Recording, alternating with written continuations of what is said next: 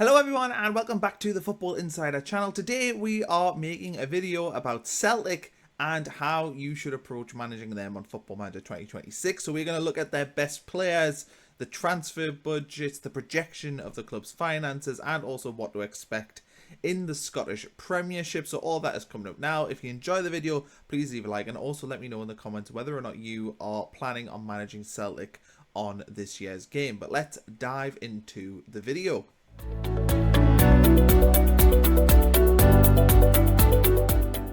So when you are officially in as Celtic manager, you'll obviously get a ton of emails that you'll need to work through and you get given your expectations and whatnot. And we'll go through all that and we'll have a look at the Celtic squad, which is the first stop on this little Football Manager guide. So let us have a look here at who the game or who the assistant believes is Celtic's best player. And we see is Cameron Carter-Vickers, the centre-back, formerly of Tottenham Hotspur, and he is probably, without question, the best centre-half in Scottish football right now. Defending very, very high, aerially very good in the air, and overall here you've got a player that is probably of quality to play in the Premier League. That is how good he is. Obviously a USA international as well. But yeah, you're in safe hands with Cameron Carter-Vickers at the back. Daisen Maeda, the winger, the Japanese forward, he is also a frighteningly good player. I mean, look at those speed stats. You know, yes, could be potentially better technically, but it's these physical attributes. And in the Scottish Premiership, you know, you can't knock having a player who has this level of quality in terms of his physical attributes. You know, he's going to dominate teams in behind. He's got stamina, he can run all day, he can get up and down those channels, which is exactly what you want. Yes, not a world beater, not somebody who's going to be a player you'd expect to win the Champions League, but certainly for Celtic and trying to win the Scottish Premier League, or Premiership, sorry, he is going to be a big player. We've got Kasper Schmeichel here, very good goalkeeper, 38 years old, which just seems crazy. He still looks like a young goalkeeper, but a very solid goalkeeper for the level. Again, you know, you're looking at somebody who isn't, you know, necessarily in the top 10 of goalkeepers in the world, but certainly for Celtic, this is a solid goalkeeper. Certainly for your first couple of seasons, Kasper Schmeichel will be, you know, the best choice for you before you eventually replace him. We'll have a look here. We've got Alistair Johnson, who is a right back, solid overall right back, you know, could potentially be converted into a central midfielder if you wanted to, but yeah, for a right back, he ticks off a lot of decent boxes, good mental attributes, decent physical attributes, and decent technical ones. You know, not a world beater, but certainly not a bad player. Kieran Tierney, who was brought in from Arsenal, 28 years old, of course, you know, had a very good start to his career at Celtic and is now back after a spell at Arsenal. And overall, a rock solid left back. There will not be many better left backs to say the least in the Scottish Premiership this season. Callum McGregor, 32 years old, an absolute legend of Celtic, still a very strong central midfielder. You may have to think about replacing him in a year or two, but for right now, still more than good enough to play 50 times a season and help you win multiple competitions. Jota, who is out for pretty much the season, but still rated very, very highly for a left winger, can also play on the right side, but a very, very decent player for Celtic. Who else do we have in here that's worth taking a look at? Liam Scales. He's obviously played a lot of football for Celtic, but a decent centre-back option. And certainly for the Scottish Premiership, a strong, strong player. One of the best centre-backs in the league. Hitate, decent player. Central midfielder, can play in the number 10 as well. You know, he maybe isn't physically the best when it comes to strength, but certainly his other attributes, his technical attributes, his mental attributes are very, very good indeed. James Forrest, who has been knocking around Celtic for a long, long time, 33 years old now, but still a strong player and somebody that you can rely on to play lots of minutes and fill in some gaps when you're having to play Europe and then back in the league. And in terms of high potential players in the actual Celtic first team squad, Arnie Engels, defensive midfielder, box to box, 21 years old, already looks like a potential superstar here. And if you give him the minutes, you're going to look at somebody that's going to have massive resale potential, already valued at 23 to 28 million. But yeah, Engels looks like a star player. Paulo Bernardo, 23 years old, Portuguese, pretty solid central midfielder here. Kind of does everything okay. You know, a jack of all trades type of player, so to speak, but certainly somebody you can build around as time goes on in this Celtic team.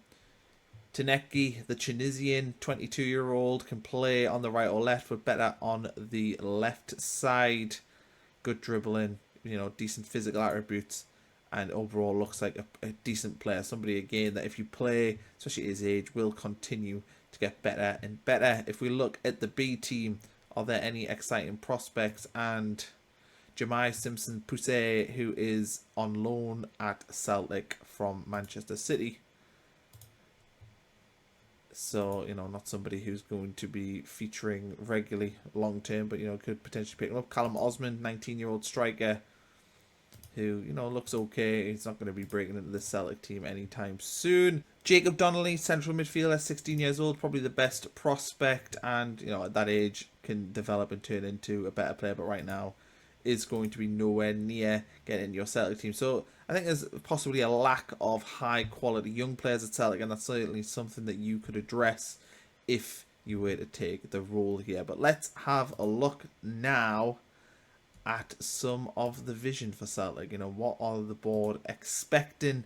And in the current season, they want to get into the Champions League proper. They want to win the league, win the Scottish Cup, win the Premier Sports Cup, and also work towards becoming self-sustainable. But a lot of these aren't, you know, required. They are things that they'd prefer. So it suggests that if you were okay in the Champions League and won the Scottish Cup but didn't win the league, you might be okay. But I mean, this Celtic team should be winning the league without question. The second season, it's all about winning the Premiership and becoming self-sustainable. And again, winning the Premiership, that is the main goal. So fundamentally, if you are strong domestically, you will have no troubles here at Celtic. Culturally, the board want you to sign players under the age of 23 and not sign players over the age of 28. So it's all about signing players essentially to sell. You know, buying youngish players, developing them over a couple of years, and then sell them on for profit. And if we look at what the supporters want, it is about maintaining the club's reputation as the best team in Scotland, finish above Rangers in the league, and win the title. So yeah, the supporters may be expecting more than the board, surprisingly. If we are to move over to finances, the club is debt-free. The finances look pretty healthy here.